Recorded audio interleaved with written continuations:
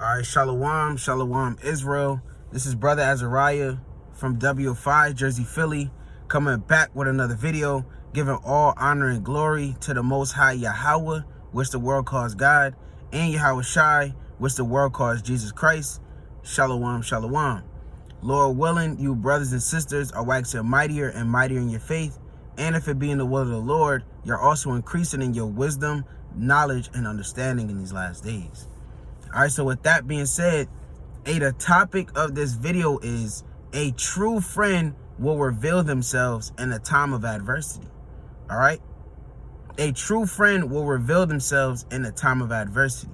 Now, before I really get into what I want to speak about, let's go to the book of Sirach 19 and verse 4 real quick. All right, so this is Sirach 19 and verse 4. It says, he that is hasty to give credit is light-minded, and he that sinneth shall offend against his own soul. So when it even comes to dealing with friends and calling somebody your friend, all right, you got to prove them first. All right, you can't just see a brother or see a sister, oh, they're in the truth. They got fringes on. That's my friend. And you got people in this truth that are wicked as hell. All right, you got wicked men, wicked sisters that got fringes on.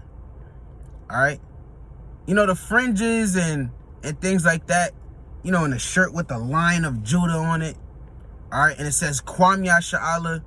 That doesn't mean that's a brother. All right, just because you walk around with a Bible in his hand, that don't mean that's a brother or a sister. She got head wraps on. All right, we say these things all the time. All right, especially me. This is something I say all the time. These things don't tell you who's sincere and who's not. These things don't show you who your friends are. All right. Now, the Lord just said, I'm going to read this one more time. It says, he that is hasty to give credit is light-minded. So if you're a brother or sister in this walk, and just because you see somebody with fringes on, you look at that person and label them, oh, that's my friend. All right, you're too quick to give credit. All right. Or if you just met somebody, you can't say, oh, that's a mighty brother. That's a mighty sister. Well, brother or sister, you just met this person. How do you know if they're mighty? And there's a lot of people that do wicked and mischievous things behind the scene. Now, there's people, you know, everyone falls. Everyone falls short. But there's a difference between falling short and just purposely being wicked. And there's some people, they behind the scenes, hey, look, they're wicked. All right. They're thieves. They're covetous, liars, snakes, manipulators, adulterers, willful adulterers, whoremongers, adulteresses. All right. Adulteress. All right. You got, what else you got? You got all types of different people. All right. Just because somebody got fringes on and a head wrap, that doesn't make this person righteous or clean or blemishless. Oh, that's the elect. Come on, brother. You can't be like that. That's being light-minded. You have a feather. Your mind is full of feathers. If you're a person that's known, or if you're a brother or sister that easily gives credit to somebody, you know, they don't really got to work for it. I mean, you're light-minded. Because when you go to the book of Sirach, the 6th chapter, I'm going to read it real fast. This is Sirach 6, and I believe it's verse 7. It says, if thou wouldest get a friend, prove him first, and be not hasty to credit him. So when you're in this truth, you have to prove people. All right? You have to prove them. What does that mean? You got to figure them out. All right, the Lord says that. This is one of my favorite precepts. I'm going to grab this real fast and I'm going to elaborate. All right, this is Sirach, I believe it's the 9th chapter, and I believe verse 17. Okay, Sirach 9 and 14. It says, as near as thou canst, guess at thy neighbor and consult with the wise. When it says to guess at thy neighbor, that means to figure them out, to prove them. Now, when you're proving somebody, you don't lay snares and traps purposely just to find this person out. All right, you kind of doing certain things to draw something out of somebody. All right, that's a dragon. That's a snake trait. All right, you're like a dragon. All right, you're laying traps to snare men. No, all you got to do to prove somebody is you be sincere. Be a sincere brother. Be a sincere sister. All right, all you got to do is be sincere, and the Lord will reveal things that need to be revealed. And there's many times where I just sat down and just shut my mouth and things are just shown to me.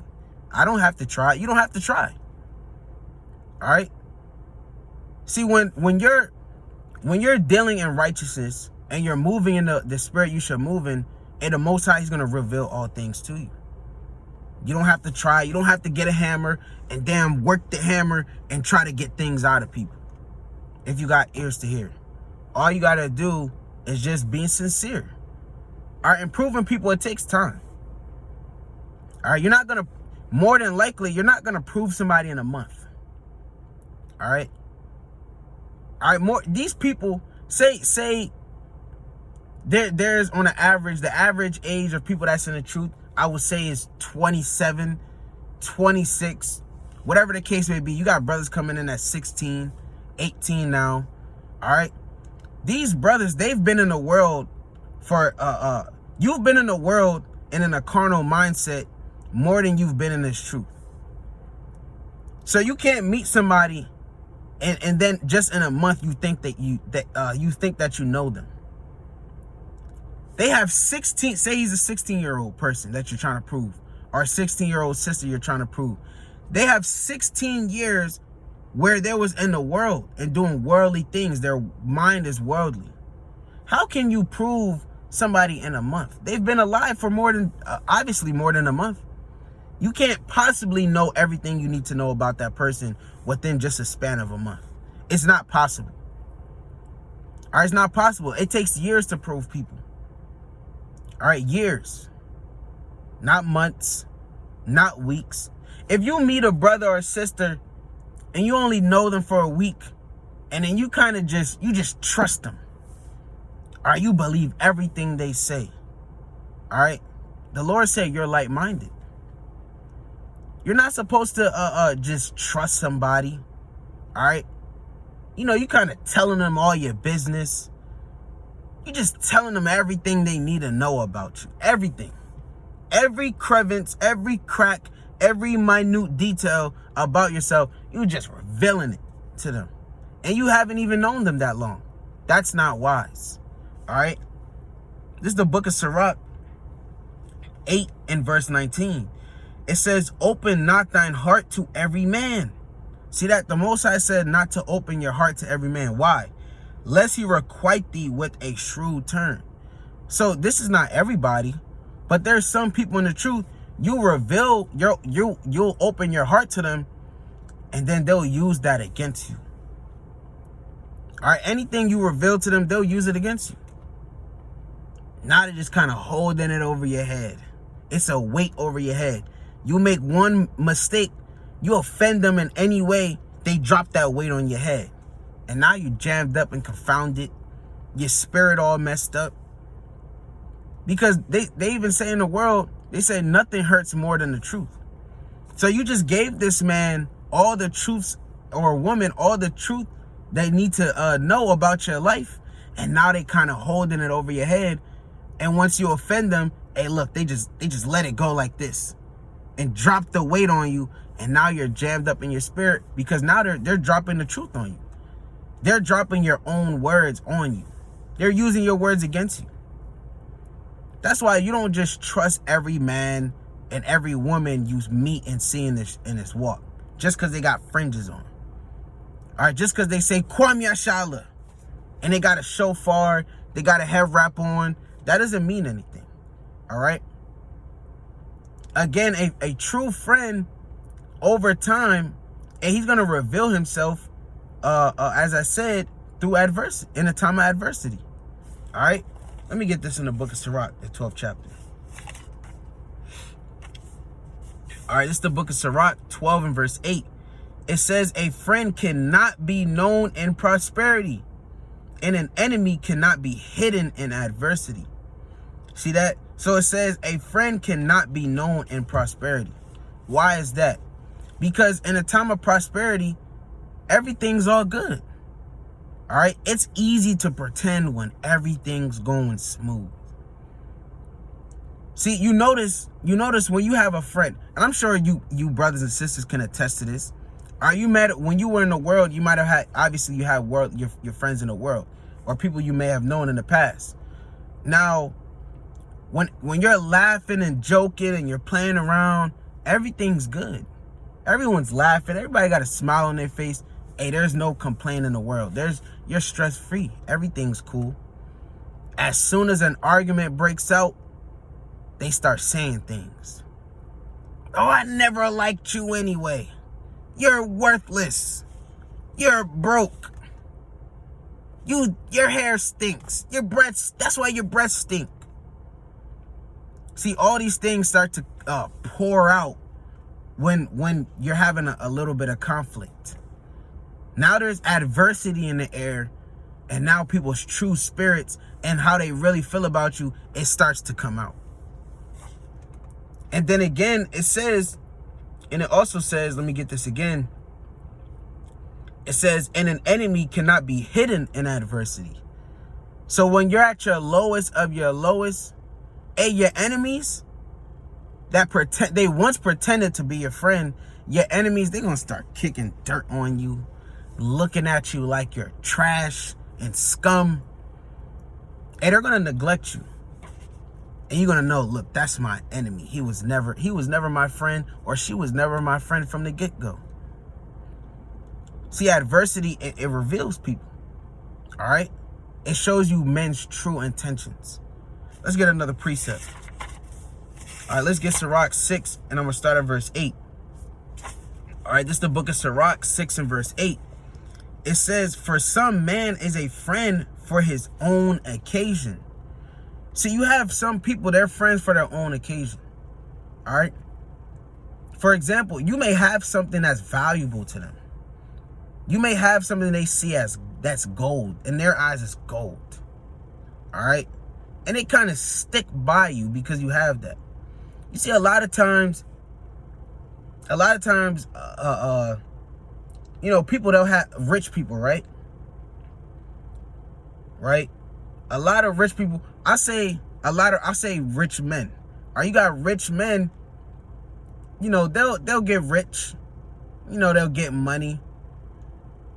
And then you notice all these different women, they start kind of pouring in. All right? All these women that, if they didn't really have any money, if they had a 9-to-5 job, a 9-to-5, all right, they clock in, they clock out, they got to answer the master, and they kind of only make $30,000 a year, $16,000 a year, they wouldn't have gotten these women. But you see, now that they have money, hey, you have all these women, they're next to them. And they're only with them for an occasion. All right? Now, I'm going to use an example. I'm sure people may know, but there's a rapper, his name is Lil Uzi, right? And he dates this I forget her, I think her name is JT. All right, she's a city girl. All right, that's where Eve get the city girl thing. I want to be in the streets and walk around and dress like a harlot. All right, that's where Eve gets that from, this woman that this rapper dates, right? Now, she mentioned why she dates Lil Uzi, and pretty much she was like, well, when I got out of jail, he came to me with a bag of money. He said, grab as much money as you can. All right? When I'm with him, I don't have to pay any, he doesn't make me pay any bills. Hey, he pays for my nails. Hey, look, he pays for everything. All right? The more of the story, hey, look, she's only with this man because she's benefiting off that. She said, hey, look, I get to save all my money. Now, money is meant to be spent. But yet she loves the fact she could just keep getting money and just stack it up while he just spent all her money on him. Now, if Lil Uzi didn't have money, she would never be with him. Why? Because she's only with him because of the occasion. See, the price is right. Hey, that happens in the truth. As sad as it may sound, as bad as it may be, hey, that's the truth of the matter. All right, you have certain people, they'll clinch to you and be friendly with you and claim to be your friend because you may have stature, or you may have a name in Israel. All right, you may have a name. You might be a mighty teacher. All right, or you're mighty at this, you're mighty at that.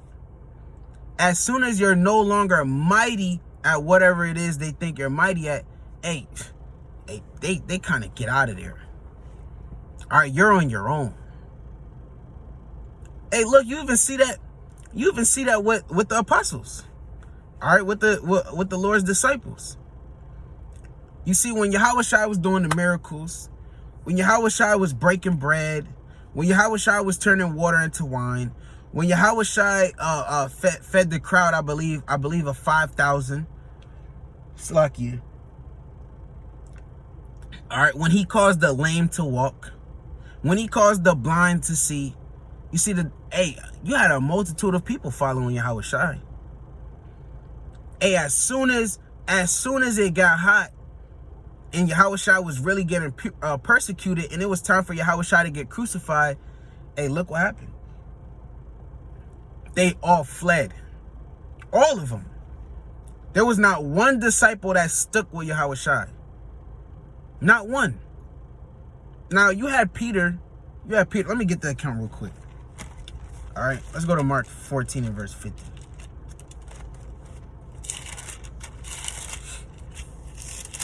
All right, bear with me 1 second.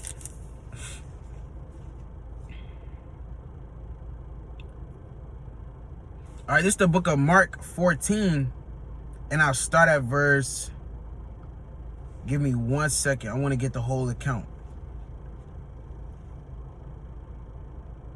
All right, I'll start at verse 43. Actually, I'll start at verse 42. All right, this is the book of Mark 14 and verse 42. This is Yahushua speaking. It says, "Rise up, let us go. Lo, he that betrayeth me is at hand. And immediately, while he yet spake, cometh Judas, one of the 12, and with him a great multitude with swords and staves, from the chief priests and the scribes and the elders." All right. Verse 44. And he that betrayed him, it says, "And he that betrayed him, given them a token, saying, Whomever I shall kiss, that same is he. Take him and lead him away safely. And as soon as he was come, he goeth straightway to him and saith, Master, Master, and kissed him. And they laid their hands on him and took him. And one of them that stood by drew a sword and smote a servant of the high priest and cut off his ear. And Yahushua answered and said unto them, Are ye come out as against a thief, with swords and staves to take me? I was daily with you in the temple teaching, and ye took me not. But the scriptures must be fulfilled. Verse 50. And they all forsook him and fled. Now this is talking about his disciples. All right, let's keep reading. And there followed him a certain young man, having a linen cloth cast about his naked body, and the young men laid hold on him. Now some people, they say that this may be Mark himself. All right, he's speaking of himself in third person. All right, let's keep reading. Verse 52. It says, And he left the linen cloth and fled from them naked. And they led Yahushua away to the high priest, and with him were assembled all the chief priests and the elders and scribes. And Peter followed him afar off, even into the palace of the high priest, and he sat with the servants and warmed himself at the fire. See, so you see Peter, he fled from the Lord, and he was only with him and watching from afar off. You see, that has no use. All right, let me get a precept real quick, and we can go back to Sirach. All right, this is the book of Proverbs 27 and verse 10. All right, Proverbs 27 and verse 10. And it reads, it says, Thine own friend and thy father's friend forsake not, neither go into thy brother's house in the day of thy calamity. For better is a neighbor that is near than a brother far off. See, so Peter being afar off, it didn't mean a damn thing. All right, he fled from Yahushua. Now, the point being was, see, we just read in Sirach 6 and verse 8, it says, for some man is a friend for his own occasion. Now, when the occasion was right, see, everyone followed Yahushua. Hey, when things got hard, persecution arose, hey, everybody got the hell out of there. If they did that to Yahushua, I mean, who the hell are you? Who are you? See, if they'll do that to the Lord, hey, they'll do it. They'll definitely do it to you. All right, 100%. See, you got to watch out for that. That's why, again, the Lord said, hey, and he's in Sirach, he said, look, you got to be able to guess out that neighbor. You have to prove a friend first. You got to kind of understand and know why somebody's around you, why a particular person may cleave, or particular persons. It may be a multitude of people. They may cleave to you. You got to kind of know why. All right. Is it because they sincerely love you? All right. Are they really being sincere, as I said? Or do they have something to gain from being by you? You see, you have some people, it'll look at you and see that, look, you have stature in Israel, and they'll kind of cleave to you. Now, as soon as you lose that stature, as I said before, look, they're gone. All right, it's like they never knew you. All right? So let's read this one more time. This is Sirach 6 and verse 8. It says, for some man is a friend for his own occasion and will not abide in the day of thy trouble. See that in the day of your trouble, hey, there's men and women out there, they won't abide next to you. See, now when you're going through calamities, all right, when you're being smitten by Satan, because when you're being afflicted, that's Satan, he's smiting you with the rod. And you got to be able to take it. See, the same way Yahushua was being smitten physically by Satan, all right, by by Satan in the flesh, and he kind of took it. Hey, you got to be able to take the whippings and the lashings of Satan. All right, you got to be able to deal with it. But look, hey, nonetheless, hey, that's Satan. He's striking you. And when you're being stricken by Satan, hey, some people, they view you as a liability. See, now you have nothing to give. Because when you're at a lower state, I mean, what can you give? You have nothing. Hey, look at Job. All right. See, remember Job, he had, Job had an abundance of things. And then look what happened. When Job lost the things he had, his friends was getting on him. See, because he had nothing to give. He had nothing. They said, look at you. The Most High is not dealing with you. And that's another thing. You see, sometimes you may be you might be in the midst of your affliction. All right. And you might not be the same in the spirit. You might not be the same in the spirit. And then people, they may look at that and say, look, the Lord's not dealing with that brother. Or the Lord's not dealing with her no more. She used to be like this. Now she's like this. And the Lord's not dealing with them. That's what Job's friends did. And you see, that's off. That's off. Everyone goes through their own affliction. All right. Everybody goes through trials and tribulations. All right. Hey, everybody goes through something. But you see, sometimes, and it's true, I notice a lot of times when brothers are going through things or sisters are going through things and they're not the same anymore in the spirit, hey, look, they're quick to say, look, that brother or sister, they're falling out. That person's falling out. Now, you're not the Most High. You see, you're not the Most High. Hey, the Most High could be making that brother or sister a prodigal son. See, remember the prodigal son? Hey, look, he went back to wickedness. And the Lord brought him back into the fold. Didn't the northern kingdom, didn't they fall off? And now they're being grafted in again? Didn't the Gentiles fall off for a season and now they're being grafted in again? See, that happens in this thing. And we, as brothers and sisters, hey, look, we got to understand that. So when brothers are going through things, and you can't be so quick and hasty to say, look, hey, the Lord's not dealing with them. No, when somebody's going through trials and tribulations, if you're a true friend, right, you're going to help them. Let me get this precept in the book of Job.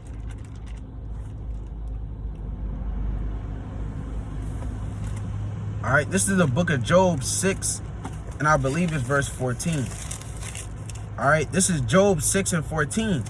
It says, to him that is afflicted, pity should be showed from his friend. Right? Let me read this one more time. It says, to him that is afflicted, pity should be showed from his friend. So a true friend, when you're going through trials and tribulations, hey, look, they're going to give you a helping hand. They're going to extend their hand out. Hey, they're going to extend their hand out more than they did in the days of your prosperity. See, it's easy. It's easy to extend your hand to somebody, to someone that doesn't really need help. All right? It's easy to do that. It's easy to extend your hand when somebody's in prosperity. But look, when someone is in adversity, it's harder. You gotta actually show that you care now.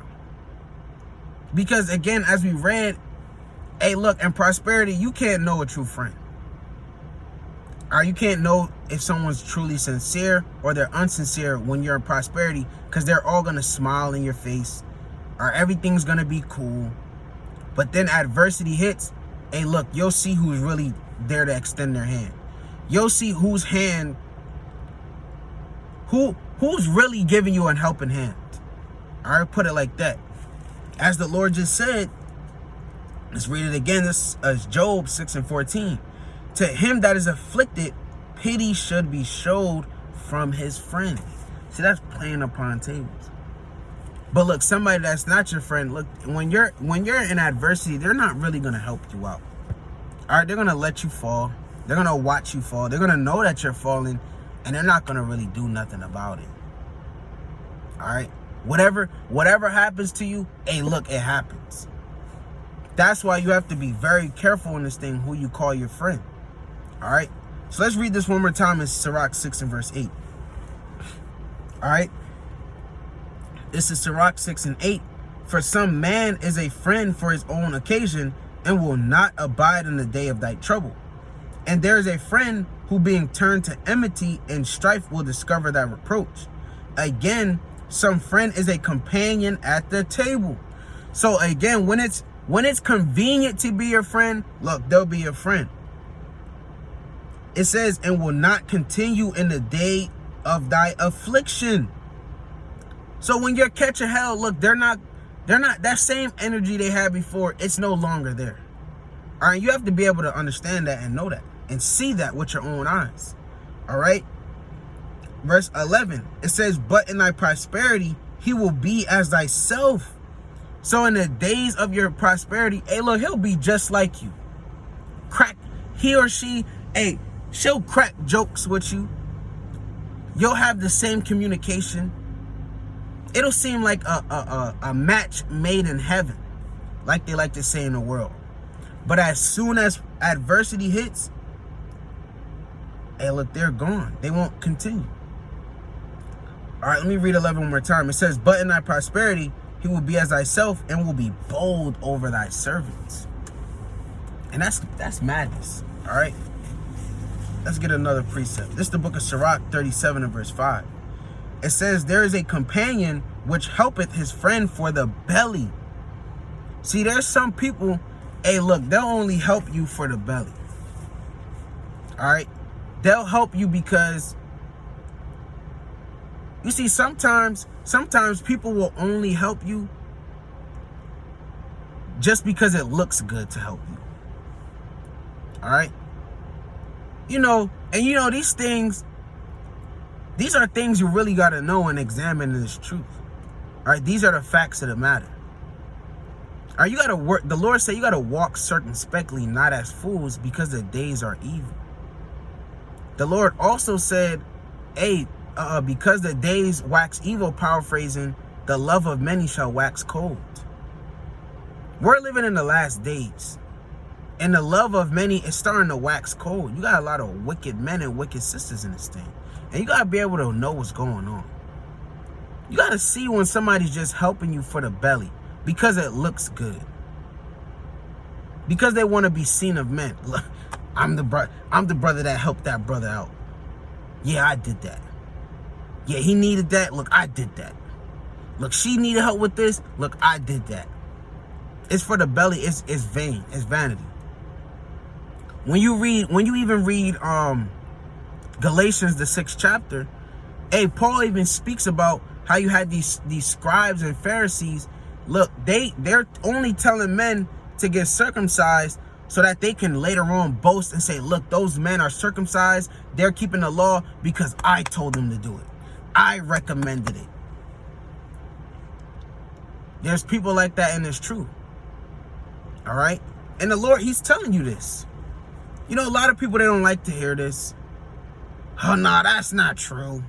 Well, brother, I mean, it's in the scriptures for a reason. And these scriptures, they make themselves manifest. A lot.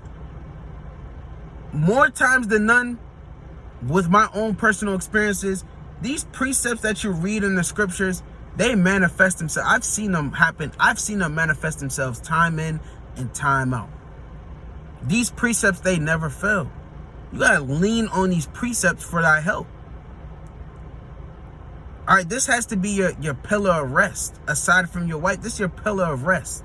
Well, you know, this first and foremost, even before your wife, this is your pillar of rest right here. The scriptures. See, when you don't know what to do, when you feel like, you know, your judgment may be lacking, hey, look, you go right into the scriptures and your answer is right there for you. And the answers are here. Again, he says, there is a companion which helpeth his friend for the belly, and taketh up the buckler against his enemy. See, that he'll only help you because it looks good. All right? And then in the time of that adversity, hey, look, he ain't helping you do a damn thing. You got to do it yourself. You got to find a way to do it yourself. You got to figure it out on your own. All right? Now, not every person out there is like this. All right? You have a lot of sincere brothers and sisters in this truth, but you got to find them, and you have to prove them. All right? It takes time to prove people. Now, if you're a brother or sister that you've watched this video, and you may find these things to be relatable to your situation. Now, if you encounter people or friendships that weren't sincere, or you encounter people that, as we just read in the scriptures, they only help you for the belly because it looks good, and then in the day of that adversity, look, they don't help you out no more. They're not trying to, you know, they're not helping you no more. They're no longer your friend. They're not showing the same energy they once had once you were on top. Now that you're at the bottom, they're not showing that same energy. Look, you don't hate those brothers or sisters. You don't despise them. All right, you don't look at them and, I know you, brother or sister. I know what you about. You see, you don't do that. Let me show you right here what you do. All right, this is the book of Luke. This is Luke 23 and verse, I believe it's 34. All right, this is Luke 23 and 34. It says, Then said Yahushua, Father, forgive them, for they know not what they do. And they parted his raiment and cast lots. See, now if this is relatable to you, look, you forgive those people because they don't know what they're doing. All right? They don't truly understand what they're doing. You see, I'm going to leave it at that. All right? So, Lord willing, this video was edifying to at least one brother or even to one sister. With that, I'm going to give all honor and glory to the Most High Yahweh, which the world calls God, and Yahushua, which the world calls Jesus Christ. Shalom, shalom.